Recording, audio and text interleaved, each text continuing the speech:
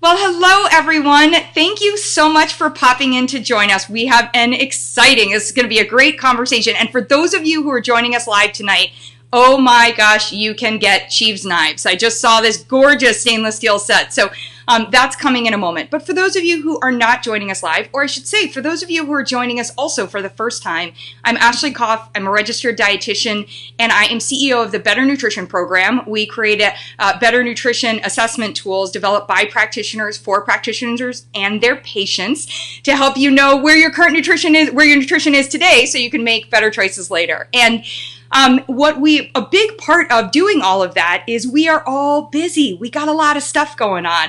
And we have just an amazing, amazing expert with us tonight to talk about what is the busy and how do we keep ourselves healthy despite being busy. And she's got a great perspective on this, so I'm super excited. Before we go there, I want to remind you that if you have questions or comments, share them with us. For example, if you are interested in winning the cheese knives, I want you to tell me if your day was busy or not busy. So just write in busy or not busy as an opportunity to win the cheese knives, this set of cheese knives, stainless steel knives that we'll be seeing in a moment.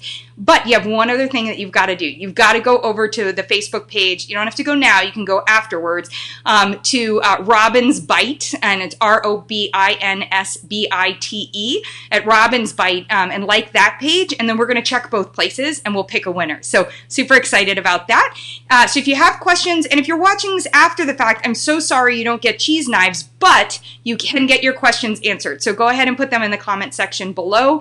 So we're going to dive right into it because I got a lot of questions about being busy. And I wanted to introduce Robin, one of my favorite dietitians, who has, gosh, you've had so many journeys in the nutrition space. And we are going to talk about being busy. Like sometimes we're busy with things we've done for years and we're just in the repeat mode. And sometimes we're doing something brand new, like you have this new charcuterie board business that you're doing. And I want to hear all about that.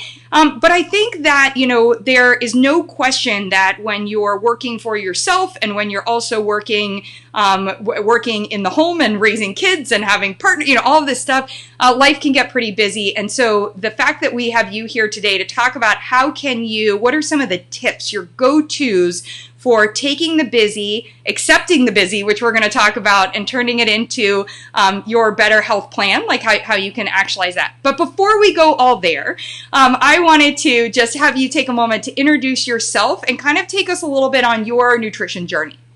Sure. Well, first, I'm thrilled to be here, Ashley. I have really respected you and your work for years and years, and I am so excited to be on this Facebook Live with you talking about something I feel like I kind of know a little bit about. I have been a registered dietitian for 20 years, and it's hard to say that, but it's true. And I have had, like you said, many, many journeys, and most recently, for the last 18 years, I've been an entrepreneur and a small business owner. I've had a communications consulting business where I work primarily with business and industry. And I also do small and large scale event management, all food, wine, health, and wellness related. So over these past 17 years, that's kept me very, very busy. However, recently, as you mentioned, I started a new platform of the business, and that is called Board Mama. And it is a charcuterie and grazing board business for all occasions. So I've really been able to combine my love and my passion of entrepreneurship and culinary nutrition, which is where my focus has been all these years, and really create something, what I say is, my ability to be creative. So that's what I do now, Board Mama. It's Board Mama on Facebook. Come check it out. I'm local in Dallas. I am also married and I have one son, and we have a very active rescue dog life. So we spend a lot of time with rescue groups, mostly street dogs, and that's how we round out our family. So that's what I'm all about these days. Yeah. So, no shortage of a lot of things going on. And I am going to tell people, for people watching and not on their phone, when they go to Board Mama, it's BOARD, like the charcuterie board. It's not BORED. So we want to just make sure on the part, because you ain't bored. There's no board. And so just a reminder, why don't we take a second, though, just to show that the cheese knife set. Yes. Oh, so that what people could win. Oh my gosh, how amazing on that part. So you could win that. To enter to win, tell us tonight if your day was busy or not busy. just answer one of those, and then make sure to head over to @RobinsBite. There's an S at the end of Robin, @RobinsBite, and like her page, and then we will pick a winner.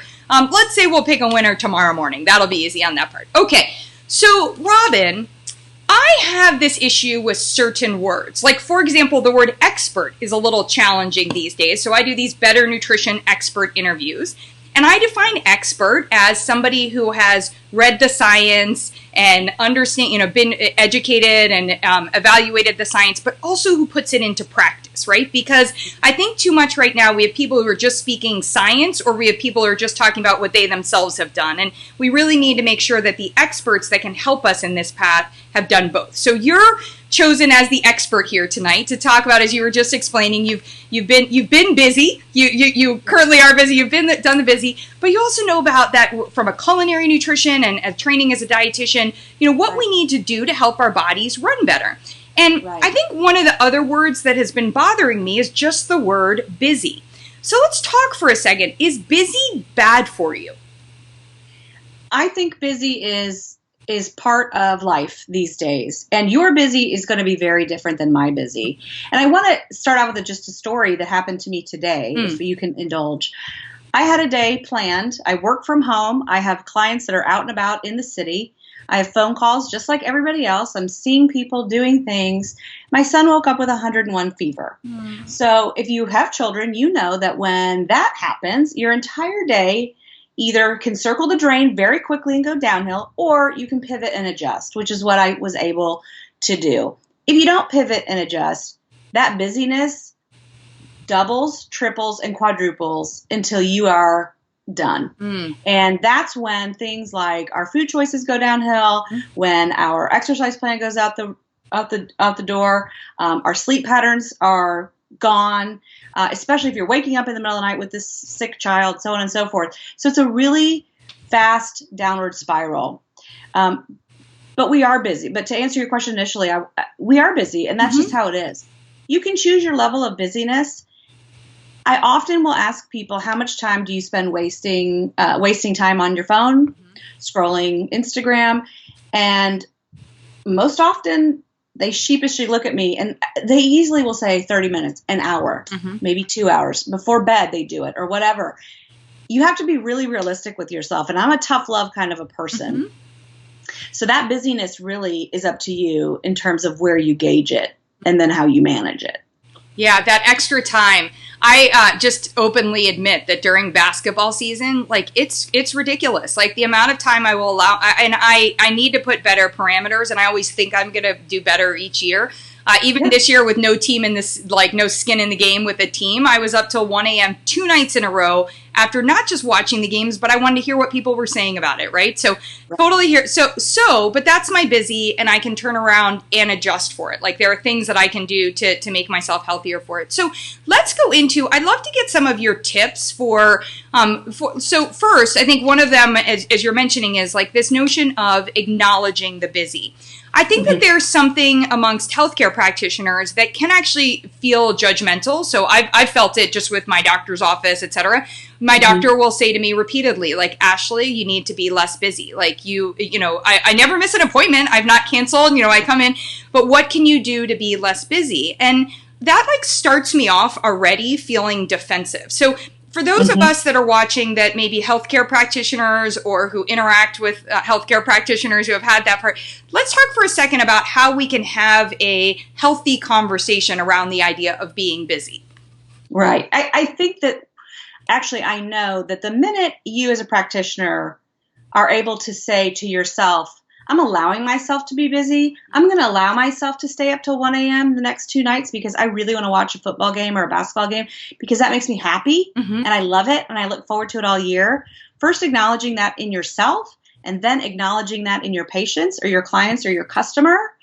Right off the bat, that's going to bring down their level of defensiveness and get them understanding you or that person a little bit better. Like, hey, I'm just like you. I'm going to line you up right next to me, shoulder to shoulder, and guess what? We're both busy. We both make mistakes. We both make bad choices, and that's okay.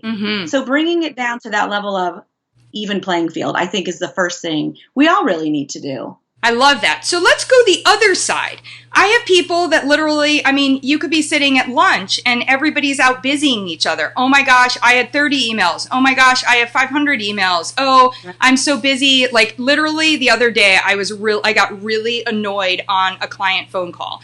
And the client actually said to me like, hey, like maybe we should talk at a time when you're not so stressed out. I'm like, I'm not stressed out. We just wasted 15 minutes of a 30-minute call deciding when we were going to reschedule for because you told me everything you're doing in your day, right? So I think there's another side of it, which is how do you accept you're busy for you personally or have that conversation with your practitioner?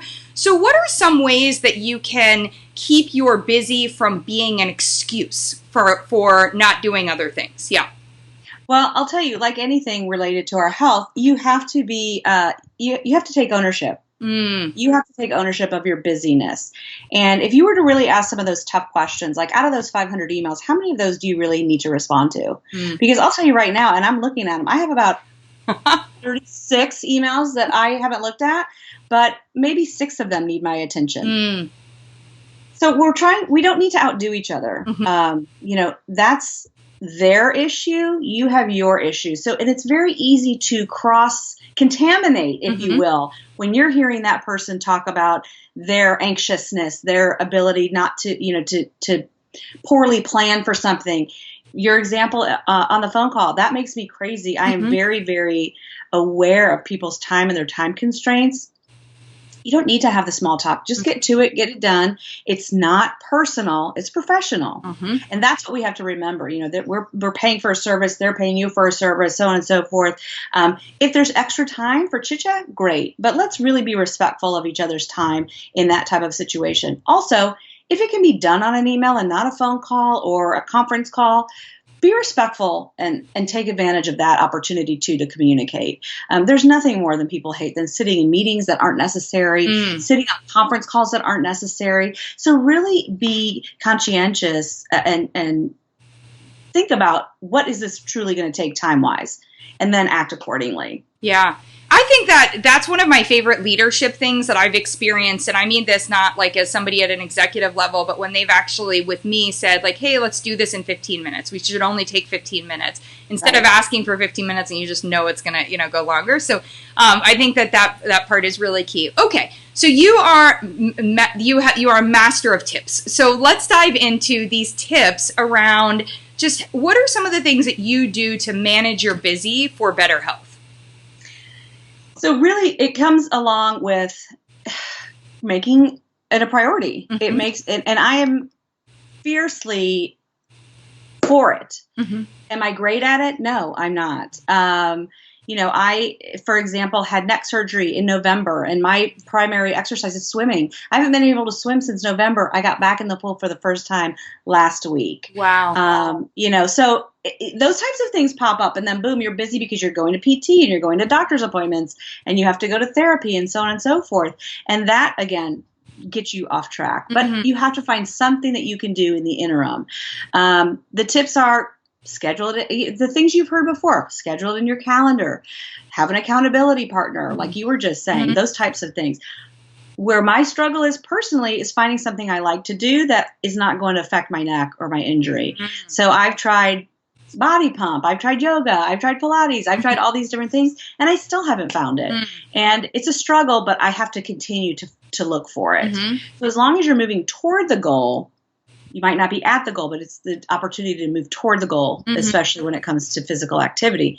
When it comes to food, it's a little bit different, especially if you are managing your family's health or you're assisting in managing their health, I should say, because at some point, it's not your job, it's their job. But it's really all about being prepared. The number one thing I can tell you about eating healthfully or having a healthy diet or having the foods that you need is to be prepared. And that means make a list.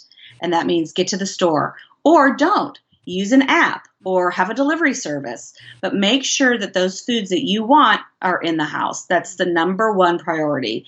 The second one is the meal plan. So you might have to do the meal plan first. If you're like me or some other people, you take a look at the food that you have and then you make your meal. That's right. I'm also a huge fan of being realistic, as you and I discussed. So I'm not someone who's going to say, I expect you to make dinner at home 5 nights this week. Particularly if you've never made dinner at home, or if you rarely make dinner at home, or you don't cook, or you don't know how to cook. My challenge to you is going to be 2 dinners at home. 2 dinners at home around the table with the family. And we'll get to that in a second. What does that look like? Okay, I give everybody an automatic out. I say 1 breakfast for dinner. Breakfast for dinner, and not a bowl of cereal, but really think about it. Maybe some eggs, maybe some oatmeal, maybe some waffles or pancakes, maybe an omelet. So it's a little bit of work, a little bit of effort. But again, if you have those ingredients on hand, you can knock it out. The second thing I always give people an out for is taco night.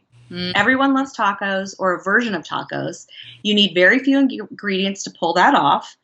Very easy to find in the stores. And staples that you probably have in your house, or something close to it. You might not have tortillas, but you might have something close to it. You might have chips or whatever. And then, boom, that's 2 nights done.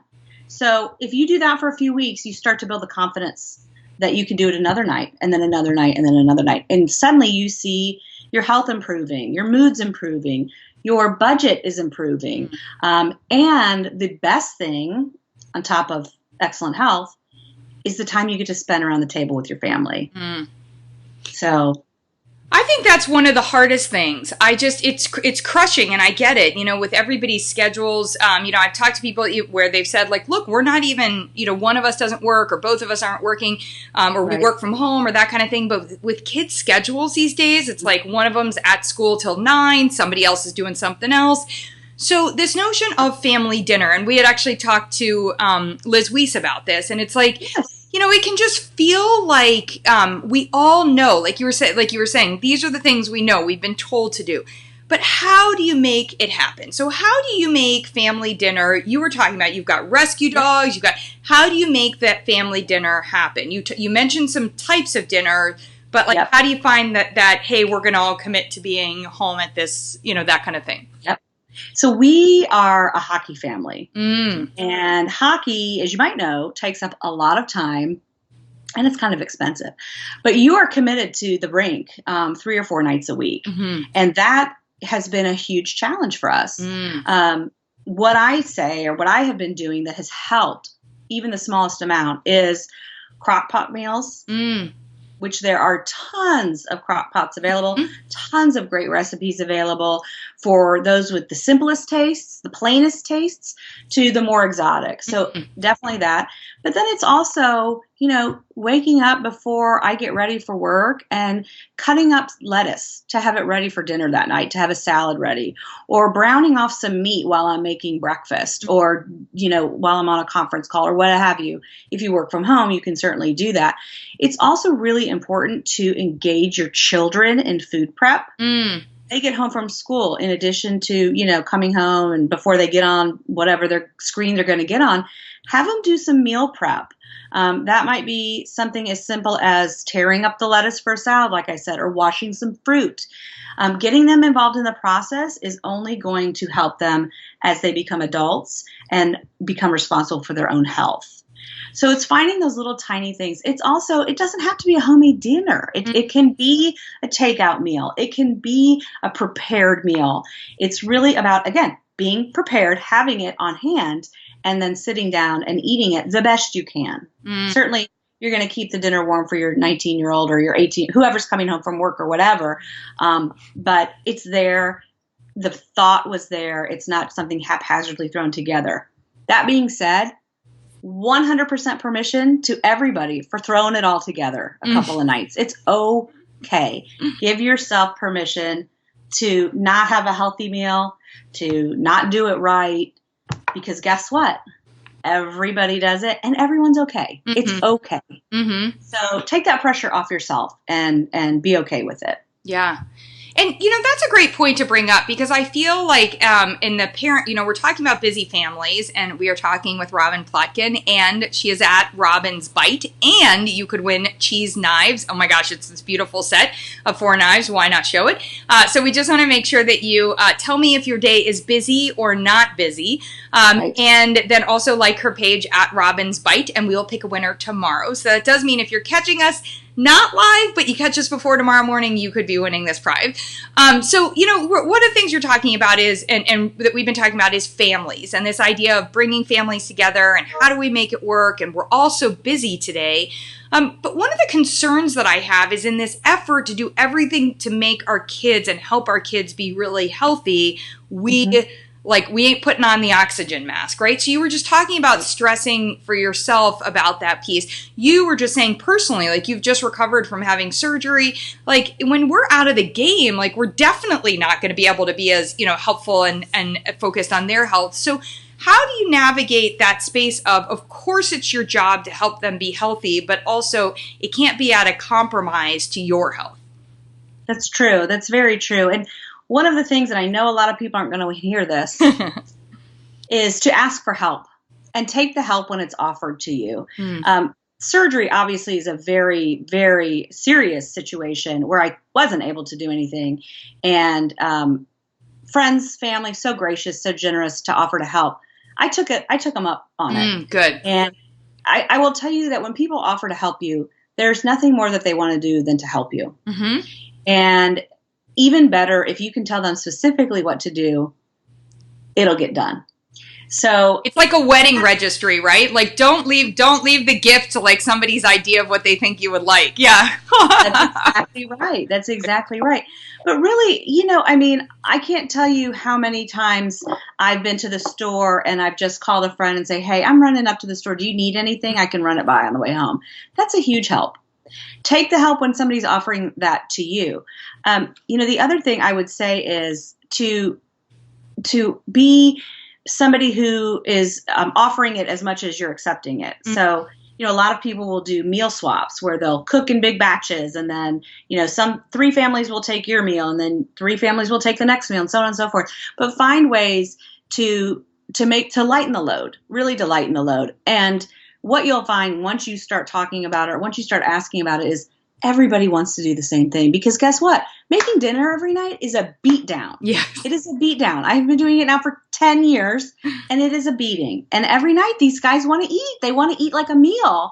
Whereas I would be happy having a little bit of this and a little bit of that. Popcorn. Really, it's about everybody out. So it truly does take a village. So accepting help when it's offered to you is a huge, huge one that I can say works. I love that. So one of the areas that I find in this busy world is there's this perception that weekends are like chill. That the weekdays, it's all mania. Like, how are we going to get this in? And so I feel like every parenting magazine, every interview, a ton of interviews that I've been asked have always been like, well, what about, do you have something for, Monday, like what you can do between 3 and 5 when they're coming home from school? And it's like this idea that Saturday and Sunday are always going to go well. And I have been around more families that the weekends are like the destroyers, right? It's like everything, because you're also in a different routine or trying to fit it all in. So what are some tips to actually make sure that the weekend isn't going to be like that destroyer for you going into Monday, right? Yes. So the one thing I really encourage families to do, and I'm seeing a lot more, is set a day every Friday night, every Saturday night, every Sunday morning, whatever it is, where you have to sit down as a family, have pizza night, have movie night, have spaghetti, whatever it is. If your kids are older and they want to go out, that's great. But make sure that they sit down with the family. When I was growing up, we had a family of 4. We were all required to sit at the dinner table every night at 6 p.m., Monday through Sunday. And after dinner, we were able to go do what we wanted to do. But that's something that is lost, I think. And I love to see it coming back. But really, as parents, as caregivers, and families all look different now. There's varying degrees of, who makes up a family. But come together as a group and decide on it and then make it happen and hold each other accountable for it. There's a lot of unaccountability happening in that, on that landscape all the way across, as I'm sure you know. But this is something that is, one, we all have to eat, right? So let's make it together and I hate to say force it, but let's force it so that it happens. Otherwise, it won't. Prepping stuff on the weekends, I say cook once, eat twice, eat thrice. I am a huge proponent of that. So if I have a grill on, I'm going to go out and grill off everything for the week or at least a couple of days. I'm going to cook an extra pound of meat or turkey or whatever it is. I'm going to grill off vegetables. I'm going to do everything as much as I can at one time because there's nothing that sets you into a tailspin or a tizzy until it's 5 o'clock and you have no idea what's for dinner. Yeah. So having things on hand like that, those staples, as we talked about earlier, is really important. So take advantage of the time you are cooking and you are prepping. Going to the grocery store on a Saturday and a Sunday, it stinks. It stinks because everyone's there. So if there's any opportunity for you to go at 6 a.m. or even, late at night, being safe, of course, try it. I promise you, you will be amazed at how quickly you get in and out and how less frustrating it becomes. Because when you are frustrated at the shopping point of this whole food continuum, it just kind of trails on from there. So if you're frustrated and annoyed at the store, they don't have what you need, there's tons of people, it's a cluster. You take it home. You don't want to deal with it anymore. That's actually the greatest time to start doing your prep. Me, I don't want to do that, but that's a good time to do your prep. Then you're, on to meal planning. Then you're on to creating the meal. Then you're on to serving the meal. Then you're on to clearing and putting everything away. And man, if you're on the same page that whole time of negativity and it's a beating, everybody knows it. And then suddenly that mealtime isn't as special as it once was. So doing just small little tweaks like that might make a big difference. And, we were talking at the start just about technology and we can be busy with real things and we can be busy with the things we allow ourselves to be busy with. And so accountability for how much of your busyness is manufactured with your choices and how much of it, is happening. And hey, if it is manufactured with your choices and you love it, just accept that part. But we have to be aware of it and have accountability. But, we've been presented with this idea that there are these tools, these digital tools, so apps and things like that.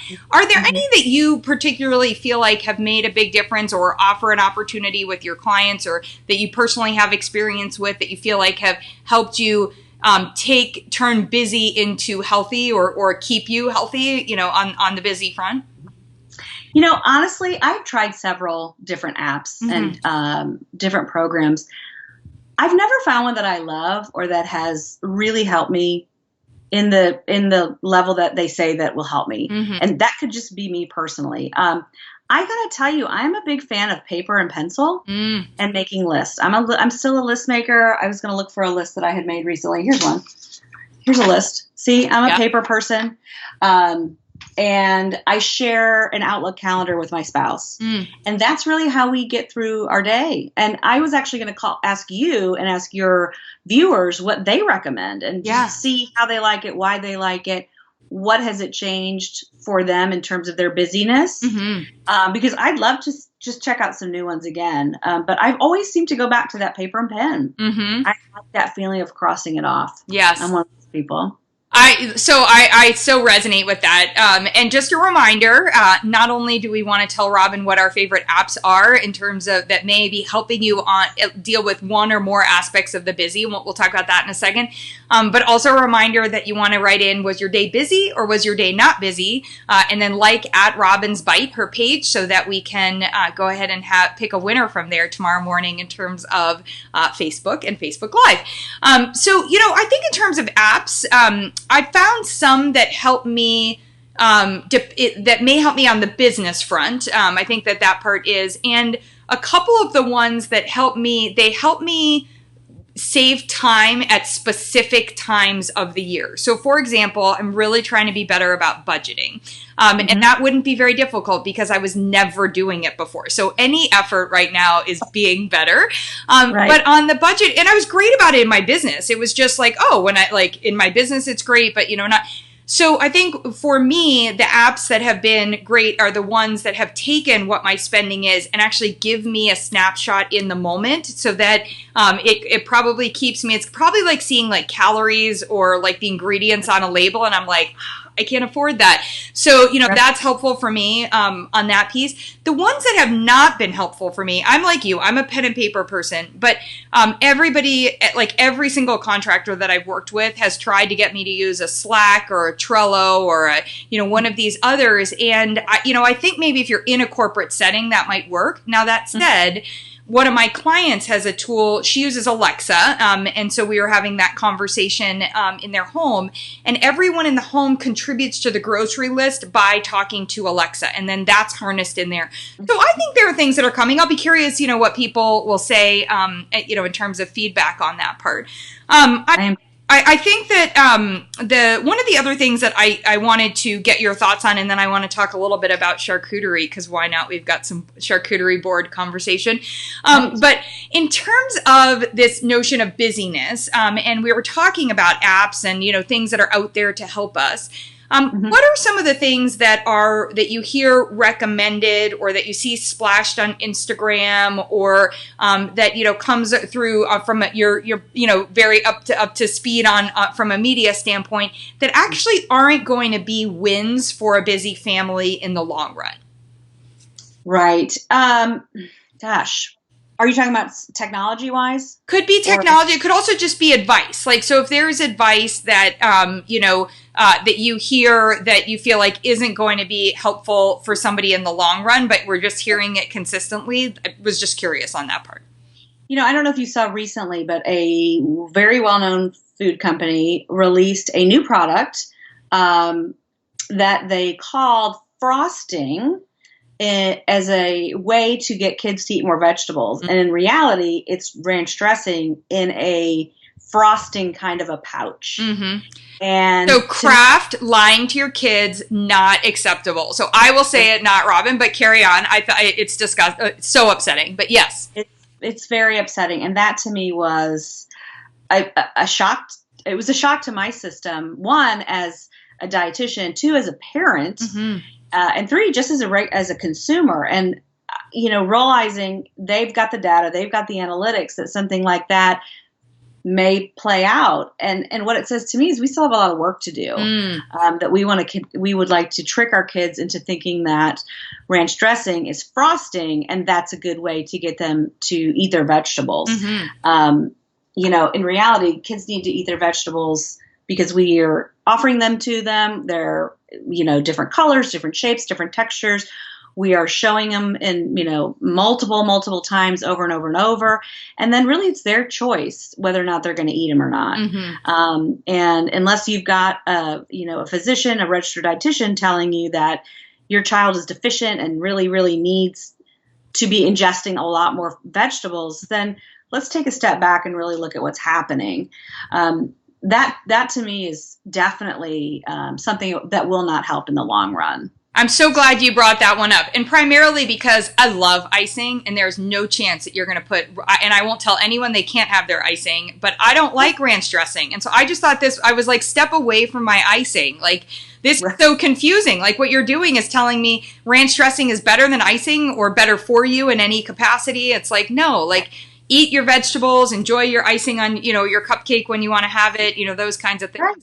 Yeah, I that one, very frustrating. So as you were talking about vegetables, I just saw like total culinary nutrition Robin popping out. And, I think one of the hardest things that busy families are challenged by is really enjoying food, right? Like being able, because there's so many factors, as you were talking about. Like if you've been in a bad mood from the grocery store and you're all the way through to unpacking and prepping, or you're behind time, or you're thinking.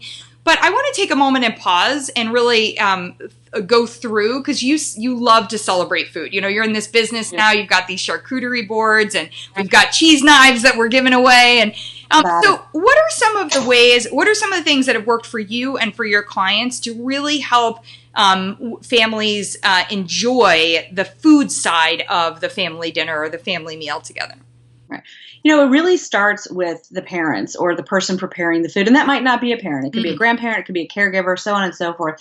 But really, you will transfer that love, that joy, that really appreciation of food onto whomever you're cooking with, just almost by osmosis. I hate to say that and sound so simple, but it's true. If you're somebody who appreciates food and loves it and studies it and looks at it and really sees it for what it's worth and appreciates the farmers who grew it and, respects the animals that produced it, that's a different thing than throwing a bag of whatever in the grocery store and saying, let's get out of here. It might take more time. In fact, it will take more time to allow your kids in the kitchen. It's going to be a mess, but is it worth it in the long run? Absolutely.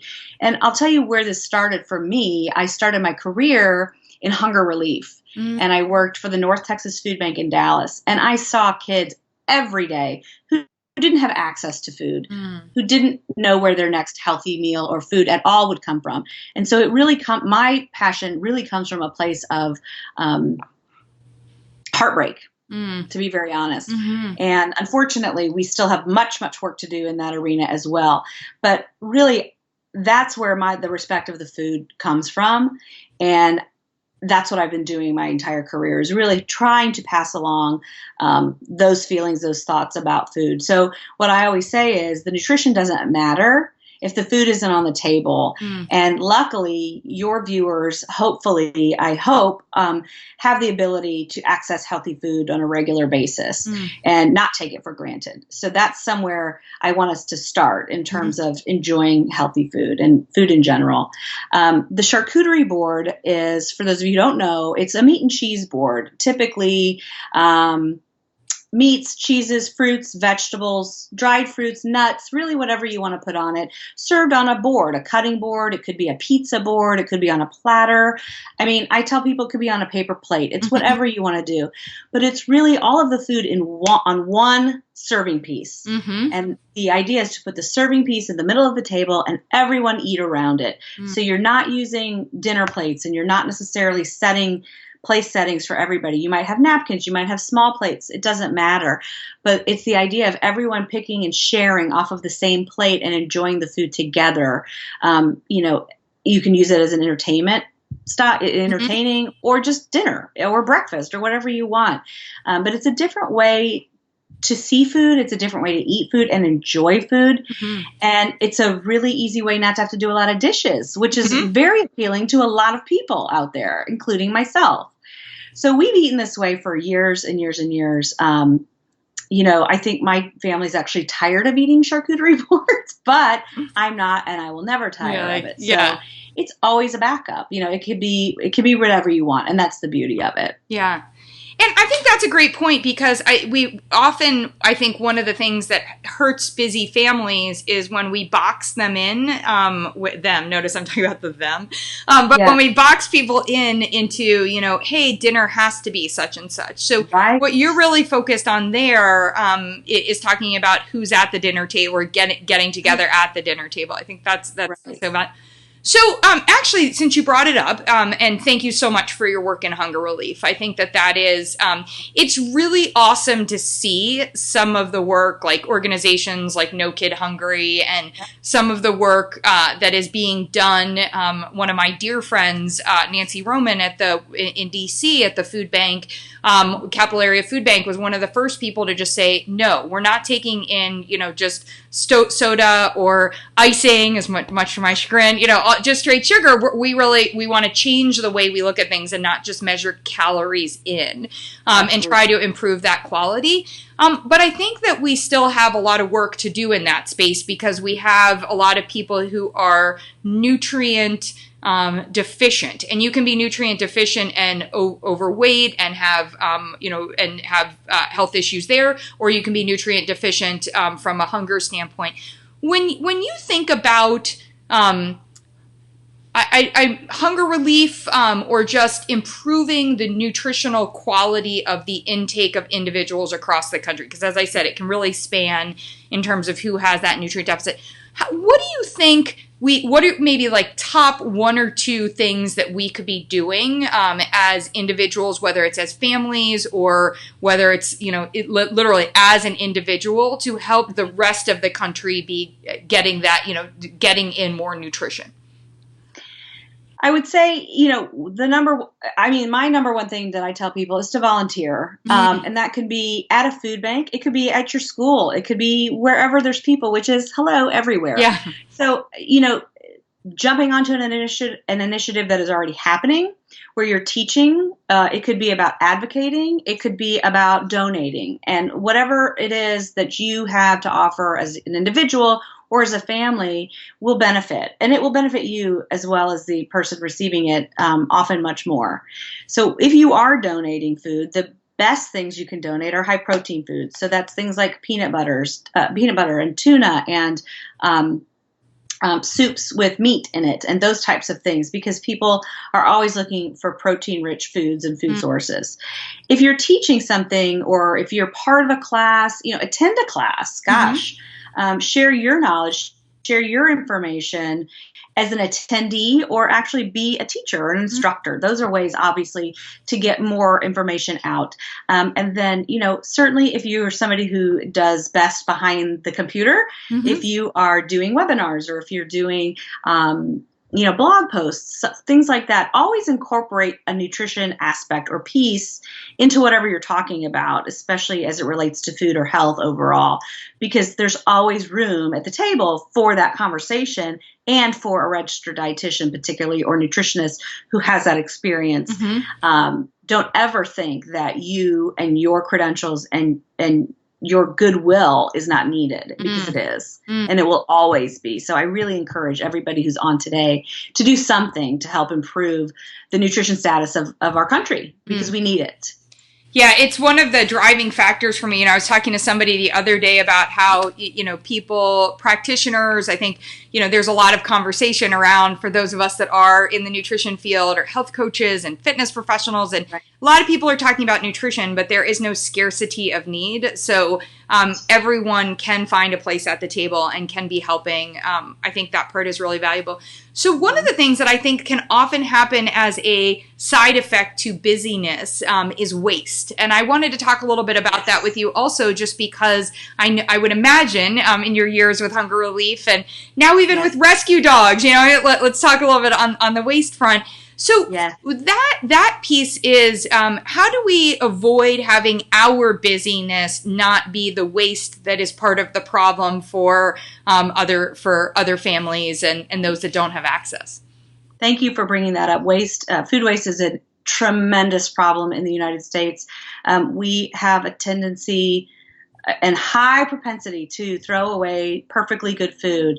You might be familiar with the imperfect produce programs that are happening as an opportunity to recycle that type of food or give it to animals, so on and so forth. But we do the worst job, and I'm holding my hand up too, in terms of taking care of the food that we have.